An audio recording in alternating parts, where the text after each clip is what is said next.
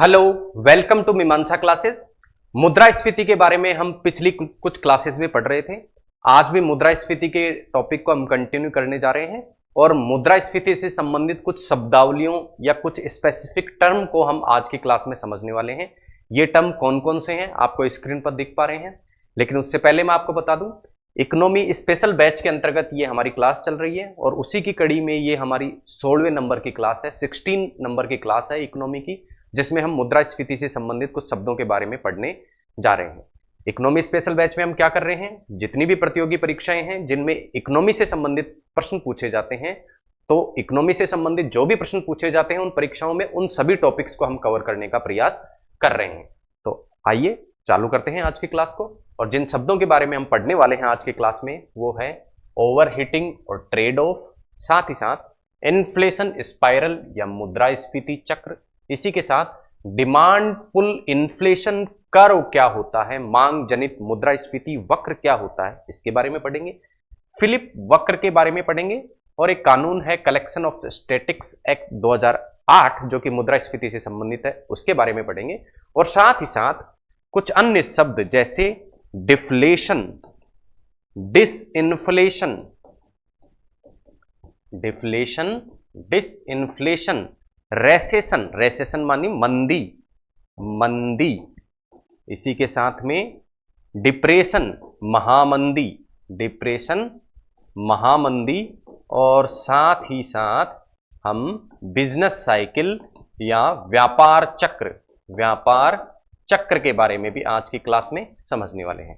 तो आज की जो क्लास रहने वाली है इन शब्दों की अवधारणा से संबंधित रहने वाली है। एक एक करके इन शब्दों की अवधारणा को हम समझने वाले हैं। सारे के सारे शब्द महंगाई या इन्फ्लेशन या मुद्रास्फीति से संबंधित हैं। तो आइए एक एक करके इन शब्दों को लेते हैं।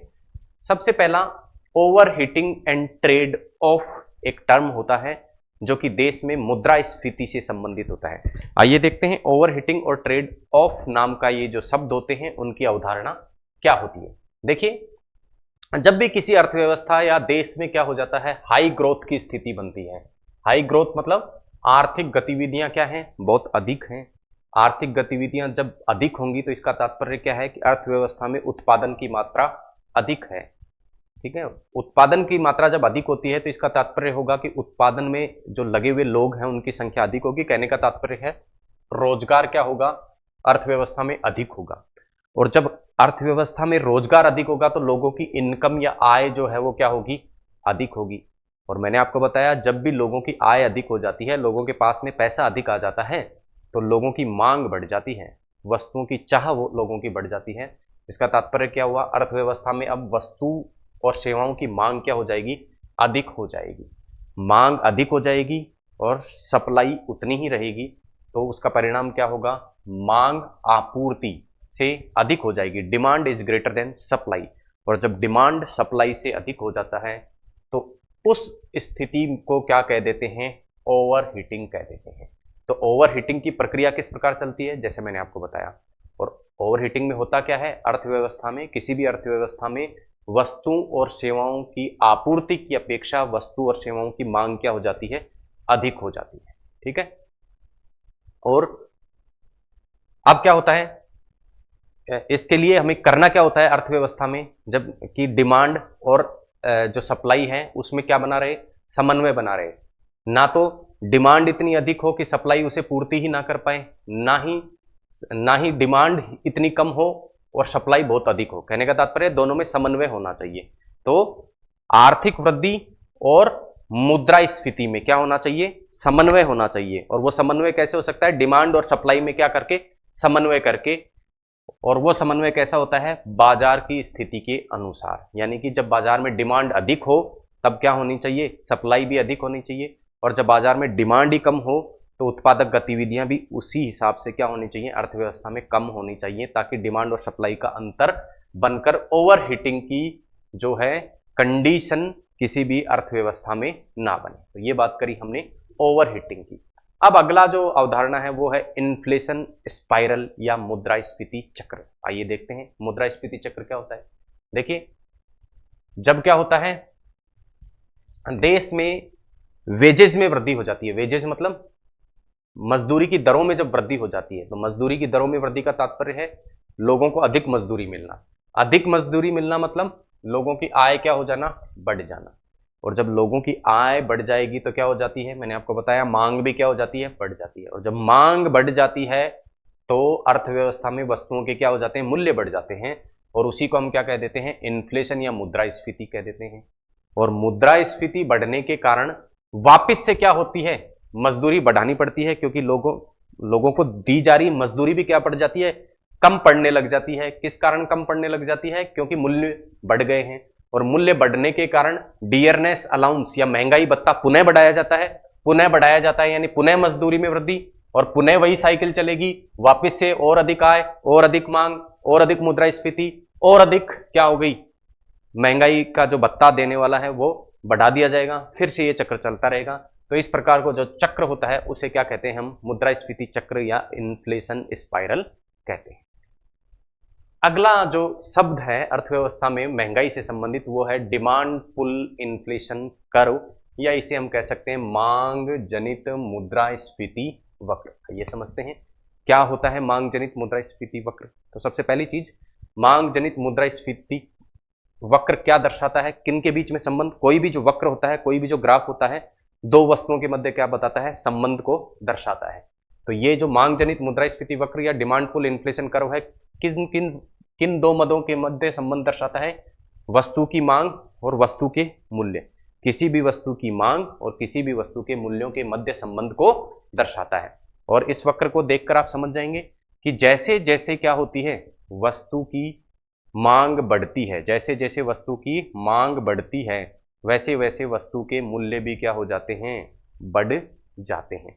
तो ये क्या हो गया, मांग जनित मुद्रास्फीति वक्र। आप देखेंगे ये पूरा वक्र है, पूरा ग्राफ है, इसमें आप देखेंगे मान लो किसी 10 वस्तुओं की मांग थी अर्थव्यवस्था में, तो मूल्य इन 10 वस्तुओं के समकक्ष मूल्य कितना था, यहाँ माना मूल्य कितना है, 100 रुपए। अब मांग बढ़कर कितनी हो गई, मान लो 20 हो गई, तो समकक्ष मूल्य जाके कितना हो गया, 200। तो जैसे जैसे मांग बढ़ती जाएगी उसके समकक्ष वस्तु का मूल्य भी क्या हो जाएगा, बढ़ता जाएगा। तो ये किसके द्वारा दर्शाया जाता है, डिमांड पुल इन्फ्लेशन कर्व, जो कि एक सरल रेखा कर्व होता है। सरल रेखा का क्या होता है, कर्व होता है। और जैसे जैसे मांग बढ़ती जाती है, ठीक है, तो जो विचलन होता है वो किस तरफ होता है, दाईं ओर विचलन होता है। आप देखेंगे कि मांग इस तरफ बढ़ रही है तो ये कर्व का जो विचलन है वो भी क्या होता जाएगा, दाईं ओर विचलन बढ़ता जाएगा। तो इस कुल मांग में दाईं ओर विचलन किस में दिखाई देता है, मांग जनित मुद्रास्फीति वक्र में दिखाई देता है। आगे चलते हैं। दूसरा इस प्रकार का जो वक्र है वो है कोस्ट पुश इन्फ्लेशन कर्व। पिछला हमने देखा था डिमांड पुल, और ये कौन सा है, cost push inflation curve. Cost push inflation curve वापिस से ये ग्राफ है। तो ग्राफ क्या करता है, दो मदों या दो वस्तुओं के मध्य संबंध को दर्शाता है। तो ये जो ग्राफ है, वक्र है, ये किस किस के मध्य संबंध को दर्शाता है, वस्तु के उत्पादन में होने वाली लागत और वस्तु के मूल्यों के मध्य संबंध को दर्शाता है। और इस वक्र में होता क्या है, जो आपूर्ति में विचलन होता है वो दाईं ओर की जगह कहां होता है, बाईं ओर होता है। देखिए यहां हमने देखा था कि मांग जनित मुद्रास्फीति वक्र में मांग में जो विचलन होता है वो किस तरफ होता है, दाईं ओर होता है। जबकि कोस्ट पुश इन्फ्लेशन कर्व में जो आपूर्ति में विचलन होता है वो किस तरफ होता है, बाईं तरफ होता है। तो ये हमने अंतर समझा कुछ डिमांड पुल इन्फ्लेशन कर्व और कोस्ट पुश इन्फ्लेशन कर्व में। अगला ऐसा जो कर्व है, ऐसा जो ग्राफ है वो है फिलिप कर्व। ठीक है, अब ये फिलिप कर्व को दो तरीकों से मापा जाता है, दो तरीकों से फिलिप कर्व को दर्शाया जाता है। पहला शॉर्ट रन के लिए यानी लघु अवधि के लिए फिलिप रन, और एक होता है दीर्घ अवधि के लिए। पहले हम लघु अवधि के लिए फिलिप रन को देखते हैं। देखिए जैसा मैंने आपको बताया प्रत्येक वक्र या ग्राफ दो चीजों के मध्य संबंध को दर्शाता है। तो ये जो फिलिप कर्व है लघु अवधि के लिए वो किस किस के संबंध को दर्शाता है, मुद्रास्फीति और बेरोजगारी के मध्य क्या संबंध है उसको दर्शाता है। तो लघु अवधि के लिए होता क्या है, जैसे जैसे मुद्रास्फीति बढ़ती है वैसे वैसे बेरोजगारी की दर जो है वो घटती है। मुद्रास्फीति बढ़ने से बेरोजगारी की दर क्या होती है, घटती है। किसके लिए, लेकिन लघु अवधि के लिए। दीर्घ अवधि में क्या हो जाता है, दीर्घ अवधि में इसका उल्टा होता है, मुद्रास्फीति की दर बढ़ने के साथ साथ बेरोजगारी की दर भी बढ़ने लग जाएगी। लेकिन जब प्रारंभ में मुद्रास्फीति की दर बढ़ने लगती है तो क्या होता है, मुद्रास्फीति बढ़ने के साथ साथ बेरोजगारी की दर घटती है। ऐसा क्यों होता है, क्योंकि प्रारंभ में जब क्या होती है, महंगाई बढ़ती है, प्रारंभ में महंगाई बढ़ती है, तो उसका कारण क्या होता है, लोगों के पास पैसे अधिक होना, लोगों के पास आय अधिक होना। और ये आय कहां से आई थी, लोगों को अधिक क्या प्राप्त था, रोजगार प्राप्त था, उनकी आय अधिक हो रही थी। ठीक है, और जैसे जैसे आय अधिक होती गई वैसे वैसे, इसका तात्पर्य क्या हुआ, लोगों के पास में रोजगार था तभी उनकी क्या हुई, आय अधिक हुई। तो प्रारंभ में क्या होता है, रोजगार के कारण आय में वृद्धि होती है, और तब मुद्रास्फीति की स्थिति बनती है। उस स्थिति तक, उस लघु अवधि तक क्या होता है, मुद्रास्फीति की दर और बेरोजगारी की दर क्या होती है, आपस में इनवर्सली प्रोपोर्शनल होती हैं। और मुद्रास्फीति की दर बढ़ने के साथ साथ अनएम्प्लॉयमेंट या बेरोजगारी की दर प्रारंभ में अर्थव्यवस्था में घटती है। और उस संबंध को दर्शाने के लिए जो वक्र दर्शाया जाता है वो इस प्रकार का होता है, जिसे क्या कहा जाता है, कौन सा कर्व कहा जाता है, फिलिप कर्व। यानी फिलिप कर्व के द्वारा किस किस के मध्य संबंध को दर्शाया जाता है, मुद्रास्फीति और बेरोजगारी के मध्य संबंध को दर्शाया जाता है। लघु अवधि के लिए ये इनवर्स रिलेशन होता है, यानी एक बढ़ने पर दूसरा घटता है। जबकि दीर्घ अवधि के लिए बात करें तो क्या हो जाता है, मुद्रास्फीति और अनएम्प्लॉयमेंट, मुद्रास्फीति और बेरोजगारी का जो संबंध होता है वो किस तरीके का होता है, समानुपाती हो जाता है। यानी जैसे जैसे मुद्रास्फीति बढ़ेगी वैसे वैसे बेरोजगारी की दर जो है वो भी अर्थव्यवस्था में बढ़ती जाएगी। दीर्घ अवधि के लिए जो जो फिलिप कर्व होगा वो किस प्रकार का होगा, इस प्रकार का। जबकि लघु अवधि के लिए जो फिलिप कर्व होगा वो किस प्रकार का होगा, इस प्रकार का। तो ये कुछ कर्व उसकी हमने बात करी। अगला एक कानून जो इन्फ्लेशन से संबंधित है उसके बारे में हम बात कर रहे हैं, और उस कानून का नाम है कलेक्शन ऑफ स्टैटिक्स एक्ट 2008। अब ये एक्ट क्या करता है, सरकार को एक शक्ति प्रदान करता है, पावर देता है सरकार को। ठीक है, किस प्रकार की पावर देता है कि यदि आंकड़े साझा नहीं किए जाते या आंकड़ों से छेड़छाड़ की जाती है तो उस संस्था पर, किसी भी संस्था द्वारा महंगाई के लिए आवश्यक जो आंकड़े हैं वो आंकड़े यदि प्रदान नहीं किए जाते या मैनिपुलेटेड आंकड़े प्रदान किए जाते हैं तो उस संस्था को सरकार क्या कर सकती है, पेनलाइज कर सकती है, या उस पर क्या लगा सकती है, जुर्माना लगा सकती है। इस प्रकार की शक्ति किसको देता है, सरकार को प्रदान करता है। अब अगला महत्वपूर्ण टर्म, अगला महत्वपूर्ण शब्द जो कि मुद्रास्फीति से जुड़ा हुआ है वो है डिफ्लेशन, जिसे हिंदी में कहा जाता है मुद्रा अवस्फीति।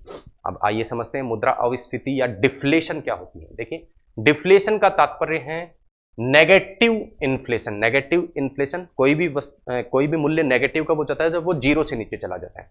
यानी मुद्रास्फीति की दर जब जीरो से नीचे चली जाए तो उस स्थिति को क्या कह देते हैं, डिफ्लेशन। देश में महंगाई की दर जीरो से भी क्या चली जाए, नीचे चली जाए, अर्थात क्या हो जाए, ऋणात्मक हो जाए, तो हम उसे क्या कह देते हैं, उस प्रकार की मुद्रास्फीति या इन्फ्लेशन को हम किस नाम से जानते हैं, मुद्रा अवस्फीति या डिफ्लेशन के नाम से जानते हैं। और जब डिफ्लेशन की स्थिति देश में हो जाती है तो क्या हो जाती है, वस्तु और सेवाओं के मूल्य में क्या हो जाती है, कमी हो जाती है।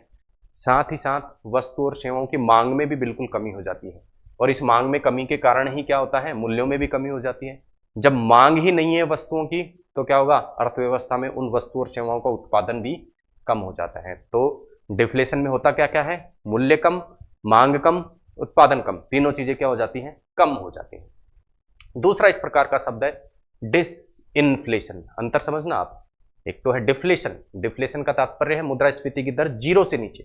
दूसरा शब्द है डिसइन्फ्लेशन, जिसे कहा जाता है मुद्रा विस्फीति। पहला था मुद्रा अवस्फीति, यह है मुद्रा विस्फीति। मुद्रा विस्फीति में क्या हो जाता है, मुद्रास्फीति या इन्फ्लेशन की दर कम हो जाती है, लेकिन इसे ऋणात्मक मुद्रास्फीति हो ऐसा जरूरी नहीं है। देखिए फॉर एग्जांपल, मान लो अर्थव्यवस्था में कभी क्या है, मुद्रास्फीति की दर कितनी थी, 4%, 3, 2, 1, 0, -1, -2, -3। अब क्या होगा, यदि मुद्रास्फीति की दर 4 से घटकर 3 हो जाए तो उसे भी हम क्या कहेंगे, डिसइन्फ्लेशन कहेंगे। 3 से घटकर 2 हो जाए तो उसे भी डिसइन्फ्लेशन, 2 से घटकर 1 हो जाए तो भी उसे डिसइन्फ्लेशन कहेंगे।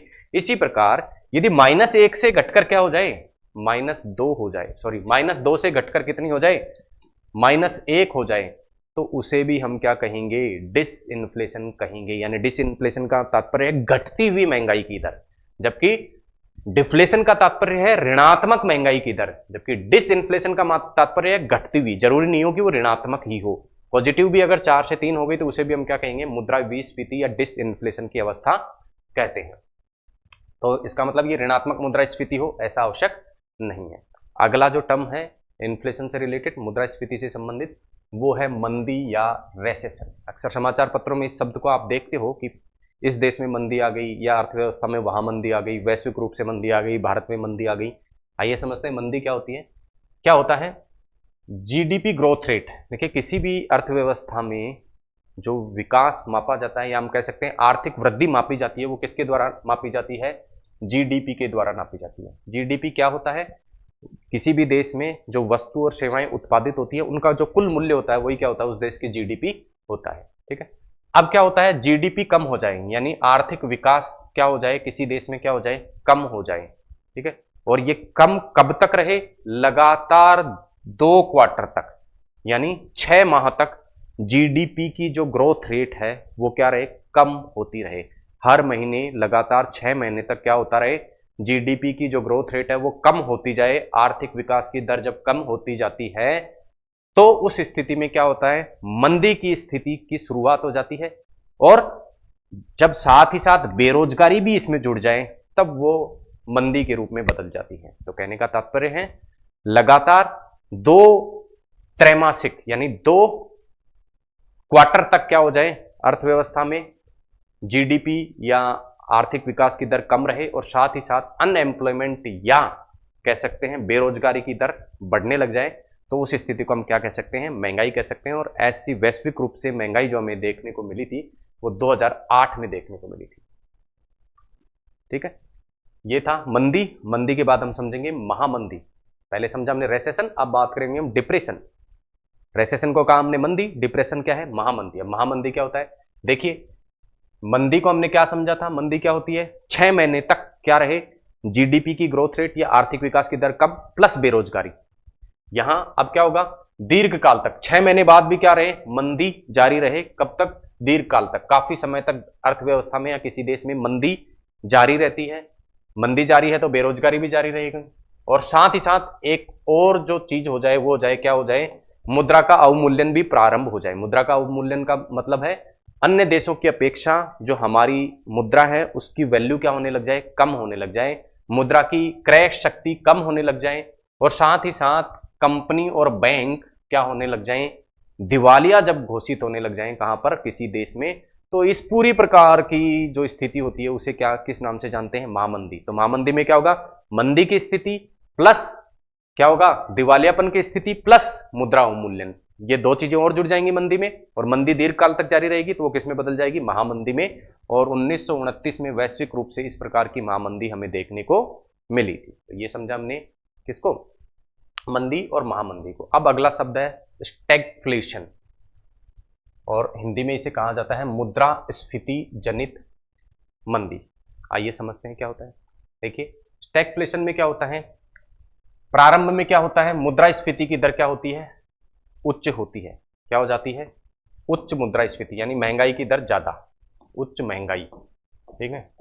और उच्च महंगाई के साथ में क्या क्या हो? मंदी भी जुड़ी हो और साथ में बेरोजगारी भी जुड़ी हो। यानी अर्थव्यवस्था में महंगाई की दर तो बहुत अधिक हो। ठीक है।